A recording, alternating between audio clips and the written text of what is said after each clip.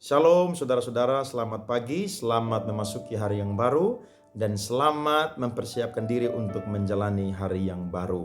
Yakin dan percaya sebagai orang-orang benar, Tuhan akan tetap bersama dengan kita, menjaga kita, menyertai bahkan memberkati kita. Pagi ini saya rindu untuk membagikan sedikit berkat firman Tuhan yang terambil dari Amsal pasalnya yang pertama, ayatnya yang ke-8 dan ayatnya yang ke-9.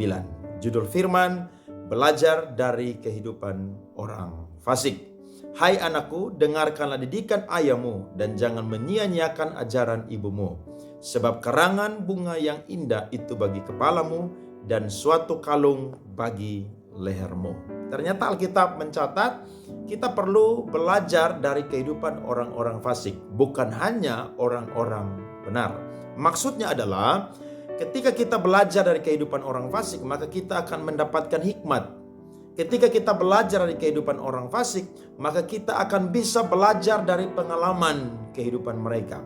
Dan Alkitab mencatat bahwa ternyata orang-orang fasik adalah orang-orang yang kehidupan mereka adalah kehidupan yang penuh dengan hal-hal yang tidak memuliakan Tuhan.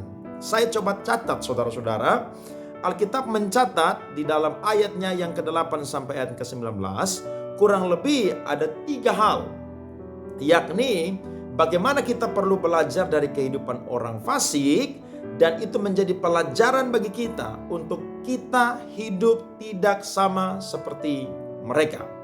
Yang pertama adalah orang fasik tidak mau mendengarkan didikan dan ajaran orang tua. Tetapi kita orang benar harus mendengarkan didikan dan ajaran orang tua. Ini merupakan 2 hal yang sangat kontras. Orang fasik mereka memiliki bapak dan ibu. Mereka memiliki orang tua. Tapi perbedaannya adalah mereka tidak mau mendengarkan didikan dan mereka tidak mau mendengarkan ajaran. Apa itu didikan saudara-saudara? Didikan adalah hal-hal yang dialami oleh orang tua yang menjadi pengalaman kehidupan daripada orang tua. Dalam tanda kutip, dalam kebenaran ini adalah orang-orang tua yang hidupnya takut akan Tuhan. Dan itu dibagikan kepada anak-anak mereka. Dan ajaran itu adalah hal-hal yang ada di sekitar atau di luar kita, mungkin di lingkungan kita atau di daerah-daerah kita, atau juga orang-orang yang mungkin kita diberkati dengan kehidupan mereka. Kita perlu pun juga belajar dan membagikan kepada anak-anak atau keluarga kita. Perbedaannya adalah orang-orang fasik mereka tidak mau mendengarkan didikan dan nasihat. Sedangkan orang benar dia pasti mau mendengarkan didikan dan juga ajaran. Pagi hari ini mari kita memilih untuk menjadi orang-orang yang hidupnya mau mendengarkan didikan dan juga ajaran. Sebab ayat yang ke-9 berkata berkatnya luar biasa, yakni karangan bunga yang indah itu bagi kepalamu dan suatu kalung bagi lehermu. Ternyata ketika kita hidup mendengarkan didikan dan juga ajaran daripada orang tua kita, yakni mereka adalah orang-orang yang menjadi wakil Allah di muka bumi, maka saya dan saudara akan dihormati oleh Tuhan dan juga akan dihormati oleh manusia. Saya yakin kalau Tuhan menghormati kita, pasti manusia pun juga menghormati kita. Kenapa? Karena Tuhan membuat perbedaan dalam kehidupan kita. Kita dulu adalah orang-orang yang biasa, tapi karena kita mendengarkan didikan ajaran dari orang tua yang takut akan Tuhan, yang hidup benar, maka kehidupan kita pun juga menjadi orang-orang yang akhirnya hidup benar sama seperti mereka, bahkan cocok dengan kebenaran firman Tuhan. Jangan pilih jalan orang fasik, sebab jalan orang fasik menuju kebinasaan.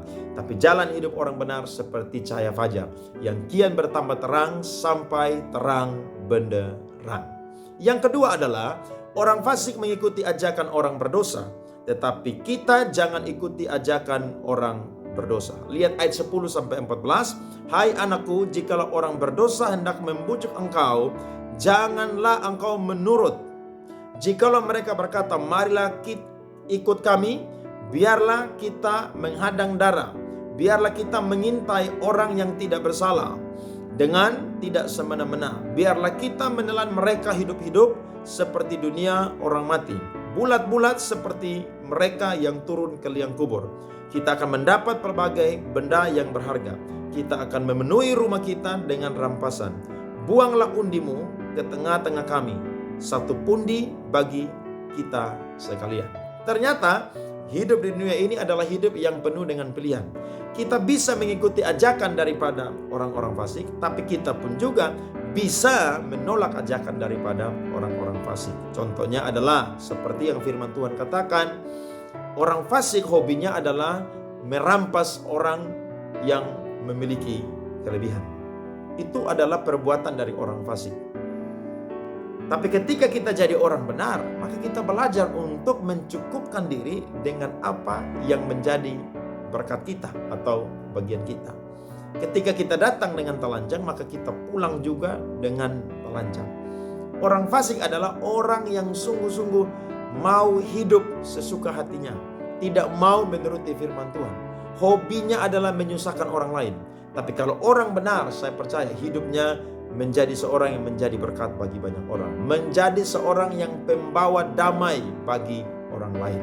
Saya berdoa supaya saya dan saudara menolak ajakan daripada orang fasik, karena ajakan mereka tidak membawa kepada kehidupan yang kekal, tapi ajakan mereka membawa kita kepada kebinasaan.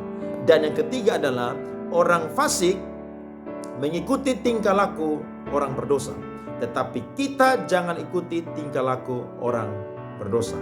Dari firman Tuhan ini ternyata kita menemukan orang fasik adalah orang yang bisa dikatakan orang yang beragama.